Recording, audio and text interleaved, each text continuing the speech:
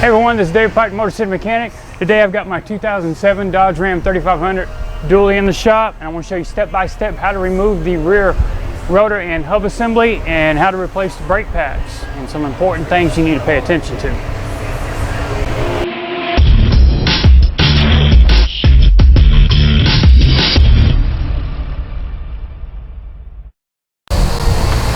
Alright, so I've got some of my tools laid out, so I'm going to go down the line showing you stuff I'm going to pretty much use to do this job.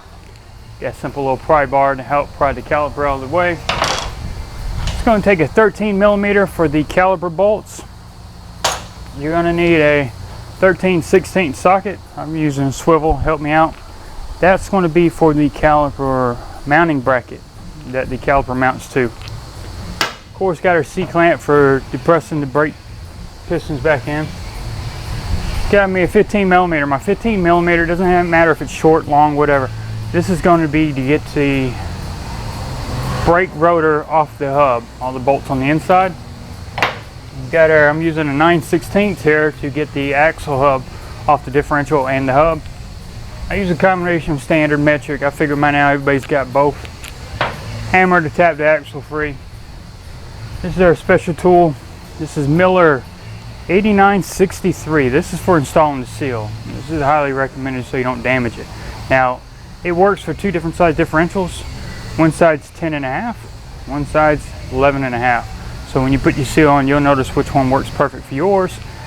What I'm going to be using is just, you can tap it on. We're just going to tap it down with a hammer because it doesn't take a lot of pressure to get the seal in. But like I said, we do not want to damage that seal. This tool is highly recommended. You can get this online for approximately $45. Like I said, that's Miller part number 8963. Now right here we got our needle nose pliers. I'm going to use that to help get the retaining ring off, as well as the wedge that holds the axle nut, or the hub nut, excuse me, to the differential. Then we got a typical 3/8 ratchet. But what's special is the special tool on the end. This is a Miller 8954. I haven't checked the price on that, but I'll let you know before we're all done. This is actually to back the nut off on there. The nut for the hub on the diff has 6 recessed holes. This is what lines up, backs it off. Backing off is not the problem because it's not too tight, but when you go back on, you do have to torque it to a certain specs. We will be, and I'll repeat this again, we torque it down to 22. Then we back off 30 degrees, which basically means we're going to line the square hole up with where the wedge is going to go. And I'll show you that. Of course, you're going to need a torque wrench if you're going to torque something down to 22 foot-pounds. I use a rubber mallet to help tap the rotor assembly on to seat the seal. Of course, I got my impact, my 15/16 socket, so I can get the lugs off. And what's a better time than now? Then go ahead and check tire pressures while you got the back off, seeing it's a dually.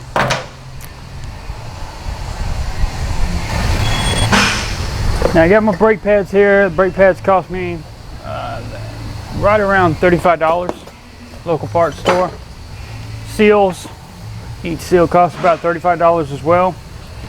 Thing to keep in mind about this seal is the inner portion actually kind of holds on firmly to the differential, and it's the outer that stays with the rotor, or slash hub, excuse me. But anyway, you can actually spin the middle independent of the outside. Unlike on the 45-5500s where the seal is all one piece design, stays on the hub, everything's there and it rides up against the diff. Portion of this stays on the diff and it rides inside of its seal. So that's why you got to take care of installing this, because if you were to beat on the edge here, you'd actually collapse that silver portion onto the inner seal and then it wouldn't rotate anymore. So that's what the whole reason for this special tool is. It sits down in there nice and smooth and flash. Now like I said, if you know that that's an 11.5, 10.5 won't fit right. You'll see a gap, so you'll know you got to swap it over to 11.5.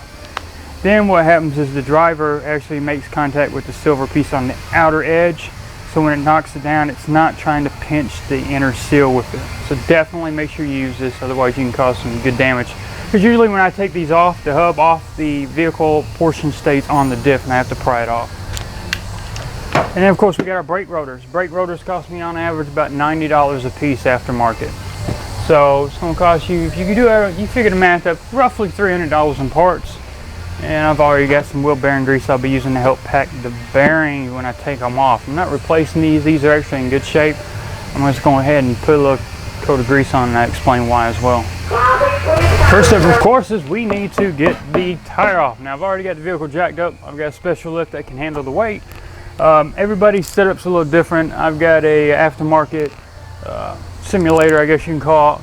Hubcap simulator that's in there, so I just got to get mine off. There you go.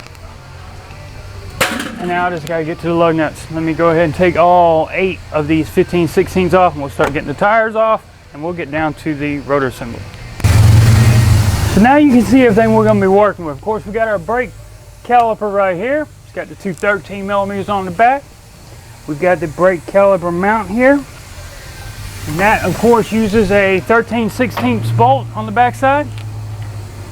Here's your rotor.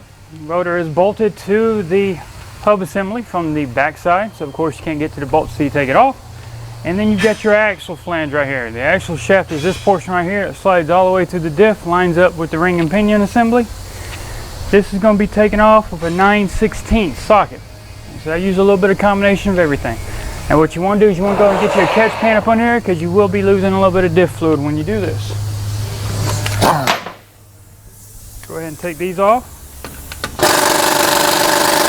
Now mind you, they're going to be a little tight coming off because they use a thread sealant or Loctite. So I'm going to go ahead and repeat this procedure on all the 7 remaining ones. Once I get it off, I'll show you about knocking it off. Alright, so like I said, we've got the bolts out of the axle shaft assembly. A nice little gentle tap. That's all it takes. You're going to lose some of that diff fluid. You need to go at this point and get your rag. You're going to take it out. And you just don't want to damage up the splines. Find somewhere clean to lay it so you don't get it all covered in dirt. I kind of wipe mine off as I'm taking it out. Go all the way to the end. Like I said, I put the rag on the end so I don't mess up the splines where I'm sitting it. So now we're going to get into getting the brake caliper off, get everything freed up from the rotor assembly, and then we'll start worrying about getting the nut, the wedge, and everything off of here. Now on the driver's side I didn't have an issue, but on the passenger side I will. You got a little clearance issue here. That 13mm bolt for the brake caliper, it's got less than 1/4 inch from hitting this leaf spring right here. The bottom one's fine. Now like I said, I could actually on the driver's side take it off with no problem. So what you'll do with this is, we're going to actually be taking the caliper mounting bolts off first. We'll get the 13/16 that's here and the 13/16 that's right here. Once we get those off, we'll take the whole assembly off, then we'll worry about getting the 13s off on the caliper, and we'll separate those off the vehicle. Otherwise, you're not going to have any room. That bolt's going to back out and then stop right up against that leaf spring, and you're not going to do anything. So we're going to work on getting the 13/16 off here and 13/16 off there.